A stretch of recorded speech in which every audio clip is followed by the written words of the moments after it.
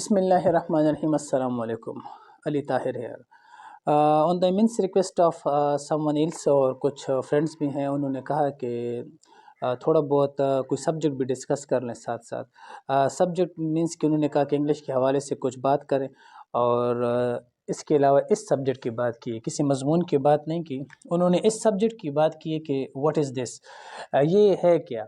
और अमूमन जो है ना, लोग इसके बारे में मुख्तलिफ़ किस्म की राय रखते हैं, लेकिन मेरी अपनी जो इसके बारे में राय है और जो अपनी मेरी इसके बारे में रिसर्च है वो कुछ इस तरह है कि लोग इसे कहते हैं कि doer of an action. Definitions मौजूद हैं, आप कोई भी किताब उठा सकते हैं, नॉन नेटिव स्पीकर्स की कोई बुक्स उठा सकते हैं, तो उसमें डिफिनेशन मौजूद है कि डूअर ऑफ एन एक्शन यानी काम करने वाला।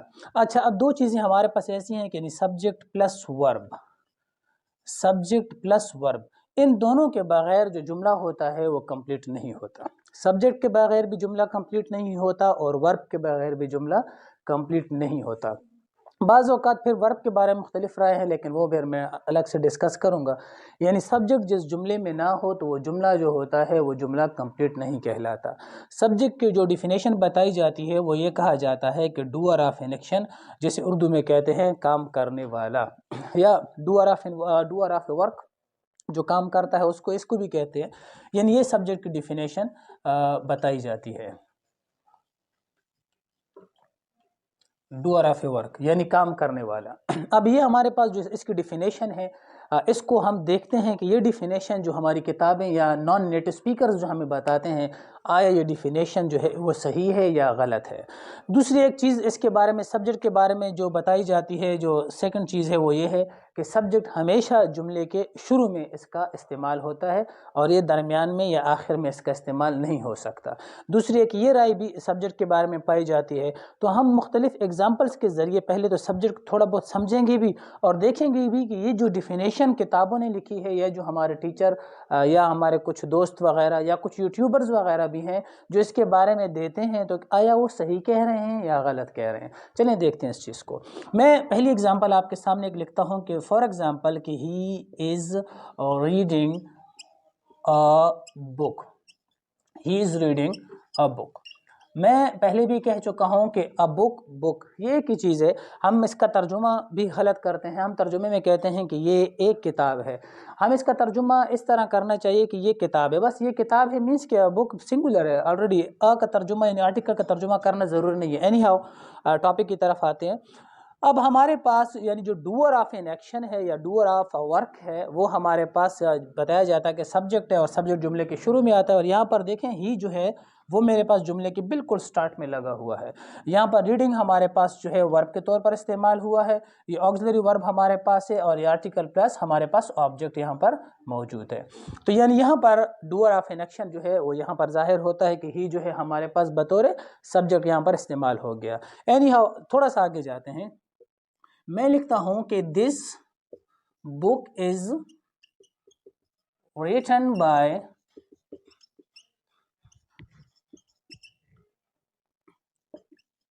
Bernard Shaw.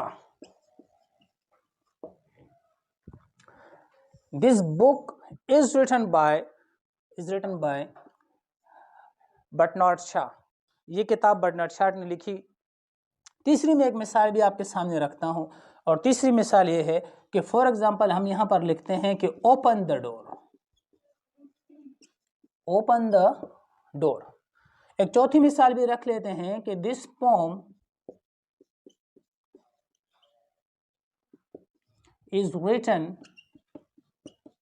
was written in 1802। और भी बहुत सारी मिसालें हैं, जैसे कि हमारे पास पहला हमारे पास आ गया कि ही। अब यहाँ पर डूअर ऑफ एन एक्शन जो है वो यहाँ पर आपके सामने आ गया, यानी आप इसको सब्जेक्ट कहेंगे क्योंकि डूअर ऑफ एन एक्शन काम करने वाला यहाँ पर क्या है, यहाँ पर तो आ गया और फिक्र के शुरू में भी आ गया। लेकिन यहाँ पर आप देखें कि this book is written by Bernard Shaw. अब जो बर्नार्ड शॉ ने किताब लिखी है तो इसमें डूअर ऑफ एन एक्शन जो है वो तो बर्नार्ड शॉ है, वो तो यहाँ पर आपके पास मौजूद है, वो तो ये है। तो फिर हम क्या करेंगे, फिर तो ये पहली डिफिनेशन तो ये गलत आ गई कि डूअर ऑफ एन एक्शन जो है वो तो हमारा है ही नहीं फिक्र के शुरू में, फिक्र के शुरू में तो हमारे पास है ही नहीं, तो यहाँ पर भी ये डिफिनेशन गलत होती है। अच्छा ओपन द डोर, इसमें तो डूअर ऑफ एन एक्शन कोई है ही नहीं, ओपन द डोर कौन कौन काम कर रहा है, इसमें तो कोई एक्शन हमारे पास जाहिर ही नहीं हो रहा। फिर हमारे पास है this poem was written in 1802, ठीक है, या this poem was written in 1802, इसमें कौन लिख रहा है, कौन एक्शन इसमें कहाँ है, इसमें हमारे पास जो एक्शन करने वाला है या डूअर ऑफ एन एक्शन है वो हमारे पास कहाँ पर मौजूद है, नहीं है ना हमारे पास डूअर ऑफ एन एक्शन। तो इसका मतलब है कि इसकी जो डिफिनेशन है डूअर ऑफ एन एक्शन ये हमारे पास गलत है। अच्छा डूअर ऑफ एन एक्शन है क्या, डूअर ऑफ एन एक्शन कहते हैं एजेंट को। अब एजेंट कौन होता है, एजेंट होता है एक्शन करने वाला, काम करने वाला। Doer of an action agent को कहते हैं, सब्जेक्ट को नहीं कहते। अब सब्जेक्ट क्या चीज़ है अलग एक टॉपिक है, लेकिन खैर डूअर ऑफ एन एक्शन जो है उसका मतलब है agent. Doer of an action का मतलब सब्जेक्ट नहीं है, जो हमारे स्कूलों में या हमारे कॉलेजेस में या कुछ हमारे भाई जो कि इंग्लिश एकेडमीज़ वगैरह चला रहे हैं और वो सब्जेक्ट की डिफिनेशन बताते हैं कि डूअर ऑफ एन एक्शन, तो अगर उनसे पूछा जाए कि चलो यहाँ पर तो आपकी डिफिनेशन सही उतर गई कि he is reading a book, यहाँ पर तो आपकी डिफिनेशन सही है, लेकिन यहाँ पर आप क्या कहेंगे कि this book is written by XYZ, open the door, इसके बारे में क्या कहेंगे, ये तो इम्पेरेटिव है। This poem was written in 1802, अब ये भी इम्पेरेटिव, अब हमारे पास पैसिव का जुमला है, तो अब हम इस तरह के जुमले जिसमें पैसिव इस्तेमाल हो जाए या इम्पेरेटिव का इस्तेमाल हो जाए तो फिर उन जुमलों में हम सब्जेक्ट के साथ क्या करेंगे।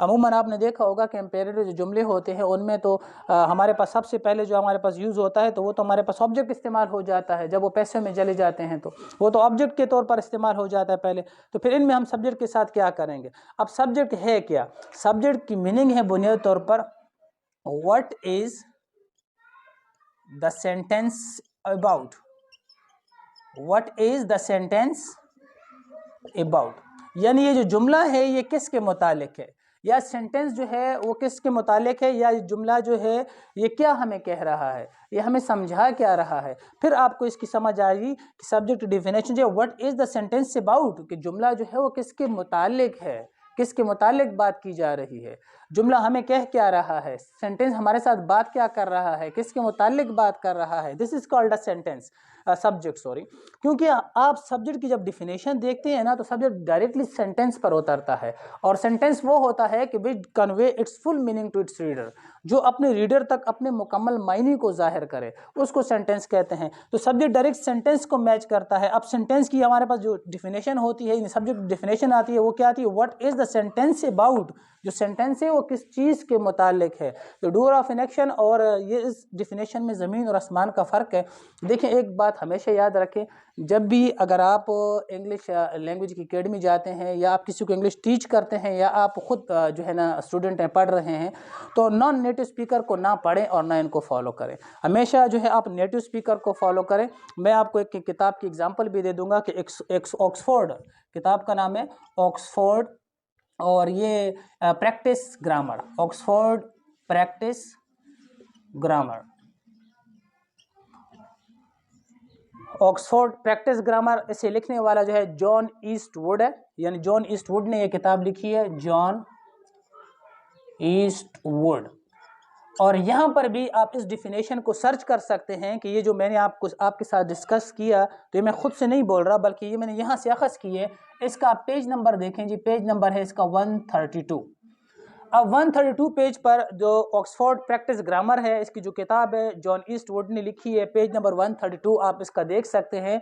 और आप इस पर देखें कि वहाँ पर उन्होंने सबसे पहले एजेंट को डिफाइन किया, यूनिवर्सिटी पैसे के बारे में बात कर रहे हैं।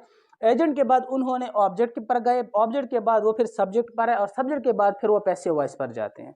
तो आप खुद सोचें कि यार ये चीज़ जो है कितनी चेंज है। इस वजह से मैं आपसे कहता हूं कि आप लोग नेटिव स्पीकर को फॉलो करें, नॉन नेटिव स्पीकर को फॉलो ना करें। अच्छा, अब हमारे पास ये जो जुमले हैं ये हैं कि इसमें एजेंट कौन सा है, फिर सब्जेक्ट कौन सा है। अब देखिए एक बात मैं आपको बता दूं, एजेंट के बगैर जुमला कंप्लीट हो सकता है, यानी अगर एक जुमले में एजेंट ना हो, डूअर ऑफ एन एक्शन ना भी हो तो जुमला कंप्लीट हो सकता है। लेकिन अगर एक जुमले में सब्जेक्ट ना हो तो वो जुमला कंप्लीट नहीं हो सकता। कैसे, देखें हमारे पास यहाँ पर जो है ना, अच्छा एजेंट जो है वो सब्जेक्ट भी हो सकता है। अब ही जो है हमारे पास यहाँ पर बतौर एजेंट काम कर रहा है, ये ना डूअर ऑफ एन एक्शन भी है, ये हमारे पास ये बतौर एजेंट काम कर रहा है, इस वजह से हम इसे एजेंट भी कहेंगे और इसे हम लोग सब्जेक्ट भी कह सकते हैं। ये देखें, he is reading a book. अब ये हमारे पास अब क्या है, ऑब्जेक्ट है। ऑब्जेक्ट की डिफिनेशन क्या है, रिसीवर ऑफ एन एक्शन, कि जिस पर काम किया जाए, यानी काम को मौसूल करने वाला। तो ये रिसीवर ऑफ एन एक्शन, तो ये हमारे पास हो गया जी रिसीवर ऑफ एन एक्शन, यानी काम को वसूल करता है। फॉर एग्जांपल मैं, ये पेन है, ये मैं फेंकता हूँ और इसे कोई कैच करता है, तो ये एक्शन जो है ये मैंने किया और उसने इसको रिसीव कर लिया। तो यहाँ पर हमारे पास जो एजेंट है वह बतौर सब्जेक्ट भी इस्तेमाल हुआ है, यानी एजेंट और सब्जेक्ट दोनों आ गए। मैं बता चुका हूँ कि एजेंट के बगैर जुमला बन सकता है, लेकिन सब्जेक्ट के बगैर जुमला नहीं बन सकता। एनी हाउ, अब हम दूसरे जुमले पर आते हैं कि this book is written by Bernard Shaw. अब ये जो किताब है बर्नार्ड शॉ की लिखी गई है, बर्नार्ड शॉ ने लिखी है। तो यहाँ पर आप देखें, यहाँ पर हमारे पास सबसे पहले आप देखें कि एजेंट कौन सा है। अब यहाँ पर आप देखें कि एजेंट यानी डूअर ऑफ एन एक्शन कौन सा है, काम करने वाला कौन सा है, वो ये है। ये हमारे पास हो गया एजेंट। बर्नार्ड शॉ हमारे पास जो है ये हमारे पास बतौर एजेंट आ गया है। अब यहाँ पर हमारे पास जो है फिर सब्जेक्ट कौन सा है, सब्जेक्ट है this book. This book, what is the sentence about, the sentence is about a book, the sentence is about a book. Definition को देखें, सब्जेक्ट की डिफिनेशन क्या है, what is the sentence about. अब ये आहिस्ता आहिस्ता आपको क्लियर होता जाएगा कि सब्जेक्ट की डिफिनेशन है what is the sentence about, the sentence is about this book, not about a Bernard Shaw. This sentence is about this book. So Bernard Shaw here is play a character of a role of a agent, and here this book is a sentence is about. The sentence is about this book. तो यहाँ पर हमारे पास this book जो है वो हमारे पास subject आ गया है। अब देखते जाएं, आपकी गलती खुद ब खुद निकल आएगी। Now let me speak that open the door. This is imperative sentence, imperative जुमला है हमारे पास से। एम्पेरेटिव किसको कहते हैं, हुक्मिया जुमला, जिसमें रिक्वेस्ट भी की जा सकती है एटसेट्रा। खैर उन पर मैं अलग से कभी जाऊंगा। अब where is the subject and where is the doer of an action. So here we don't have any doer of an action, we don't have any agent. यहाँ पर एजेंट हमारे पास है नहीं। Who is doing this work? Open the door. I'm talking about someone is that, for example, I'm ordering someone, I'm advising or I'm requesting someone is that please provide open the door. तो मैं किससे कह रहा हूँ कि open the door? मैंने किसी शख्स का नाम लिया, मैंने किसी का जिक्र किया नहीं, मैंने किसी के मुतालिक कोई बात नहीं की है। तो मैं यहाँ पर कह रहा हूँ open the door. So we don't have any agent, any doer of an action. यहाँ पर हमारे पास डूअर ऑफ एन एक्शन भी नहीं है, हमारे पास कोई एजेंट हमारे पास नहीं है। तो अब हमारे पास इसमें सब्जेक्ट कौन सा होगा, ये मैं सवालिया निशान आपके लिए छोड़ रहा हूँ कि आप नीचे कमेंट में आकर मुझे बताएं कि इसमें डूअर ऑफ एन एक्शन कौन सा है। Anyhow, हम चौथे जुमले पर आते हैं। This poem was written in 1802। अब ये जो पोएम है वो 1802 में लिखी गई है, लिखी गई थी, सॉरी। तो अब this poem was written in 1802। अब इसमें आप सब्जेक्ट को ढूंढने के सब्जेक्ट कौन सा है, डूअर ऑफ एन एक्शन कौन सा है। This poem was written, who is doer of an action, we don't have any doer of an action here again. अब हमारे पास अगेन यहाँ पर डूअर ऑफ एन एक्शन जो है वो नहीं है हमारे पास। तो यहाँ पर हमारे पास this poem, we are talking about this poem, so this poem is a subject, this form is a subject. तो ये हमारे पास सब्जेक्ट है। यहाँ पर अगेन हमारे पास डूअर ऑफ एन एक्शन नहीं है, we don't have any doer of an action. Doer of an action की डिफिनेशन में बता चुका हूँ कि डूअर ऑफ एन एक्शन की जो डिफिनेशन है, काम करने वाला। तो सब्जेक्ट की definition doer of an action है ही नहीं। मैंने पहले भी बताया था, अगर आप नॉन नेटिव स्पीकर को फॉलो करते हैं और उनकी किताबें पढ़ते हैं या उनसे आप सीखने की कोशिश करते हैं तो आप गलत चीज़ सीखेंगे। अब आप देखें, अगर ये डिफिनेशन आप सीख जाते हैं तो एक जुमला तो आपका ठीक हो जाएगा, लेकिन बाकी जुमलों का क्या करेंगे। और अगर किसी स्टूडेंट ने इस तरह का सवालात आप पर दाग दिए तो फिर आप क्या करेंगे। साइंस वाले बाज़ औक़ात बाज़ चीज़ों पर एतराज़ करते हैं, उनके लिए मेरा एक मैसेज है कि फॉर एग्जांपल आप यहाँ पर देखिए, मैं शॉर्ट जाता हूँ ज़रा, यहाँ पे वर्क है, फिर फोर्स है, फिर उसके बाद जो है इनटू कर लें, डिस्प्लेसमेंट कर लें। तो अब फोर्स की जब डिफिनेशन होती है ना, तो यहाँ पर जो है ना फोर्स को देखिए, ये भी डूअर ऑफ एन एक्शन है। ये हम आपके पास बतौर एजेंट काम करता है, क्योंकि when a force is applied on a body, when a force is applied on a body, जब it cover some displacement, it cover some displacement, so it tells a work, it done a work. तो फिर ये work करती है। जब force किसी body पर apply होती है और ये कुछ डिस्प्लेसमेंट कवर कर लेती है और फिर वो डिस्प्लेसमेंट जो है वर्क प्रेजेंट करती है आगे, तो फिर वर्क की डिफिनेशन बन जाती है। तो आप यहाँ पर देखिए, यहाँ पर जो है ना डूअर ऑफ एन एक्शन हमारे पास फोर्स है, वर्क यहाँ पर नहीं है। तो ये साइंस के लिए भी है। एनी हाउ, कभी इस टॉपिक पर भी डिटेल में जाएंगे, लेकिन बहरहाल आप इन चीज़ों को नोट कर लें। दूसरी बात, कुछ लोग ये भी कहेंगे और शायद कमेंट में फिर कह दें कि कहते हैं कि सब्जेक्ट के बगैर अगर जुमला कंप्लीट नहीं है तो एक मैं भी लिख लेता हूँ यहाँ पर खुद ही कि for example come on, hurry up. ये दो जुमले मैंने लिख लिए हैं जिसको लोग जुमला कहते हैं कि कम ऑन। अब इसमें कहाँ है जी सब्जेक्ट, इसमें नहीं है। आप कहते हैं कि सब्जेक्ट के बगैर जुमला कंप्लीट नहीं है। तो यहाँ पर जब हमारे पास लफ्ज़ आ गया जी कम ऑन, तो कम ऑन जो है वो तो ऑलरेडी एक जुमला है, तो इसमें तो हमारे पास है ही नहीं, सब्जेक्ट ही नहीं है। दूसरा है हरी अप, तो इसमें भी हमारे पास सब्जेक्ट नहीं है। तो इसका जवाब क्या होगा? इसका जवाब जी ये होगा कि ये हमारे पास सेंटेंस है ही नहीं, सेंटेंस हमारे पास ये नहीं है, ये हमारे पास जस्ट एक्सप्रेशंस हैं। इसको कहते हैं जस्ट एक्सप्रेशंस। ये हमारे पास एक्सप्रेशंस हैं, इनको जो लोग जुमला कहते हैं वो बेवकूफ़ हैं। मैं बता चुका हूँ कि जो जुमला जो होता है वो अपनी कंप्लीट मीनिंग ज़ाहिर करता है, उसमें बाकायदा सब्जेक्ट होता है, उसमें बाकायदा वर्ब होता है, वर्ब एग्रीमेंट होते हैं, और उसके बाद आगे जो एसेंशियल चीज़ें होती हैं वो होती हैं। जैसे कि मिसाल के तौर पर ऑब्जेक्ट उसमें आ जाता है, प्रीपोजिशन का इस्तेमाल हो जाता है, आर्टिकल का इस्तेमाल हो जाता है, वो एसेंशियल चीज़ें हैं। अगर उनका इस्तेमाल ना भी हो तो हमारा काम चल जाता है, लेकिन सब्जेक्ट और वर्ब इनका होना किसी भी जुमले में लाजमी है। अगर किसी जुमले में सब्जेक्ट और वर्ब ये दो चीज़ें नहीं हैं तो इसका मतलब है वो जुमला कंप्लीट नहीं है। तो अब यहाँ पर हमारे पास कम ऑन जो है, इसको हम एक्सप्रेशन तो कह सकते हैं लेकिन इसको हम जुमला नहीं कह सकते। बहुत बहुत शुक्रिया आप सबका।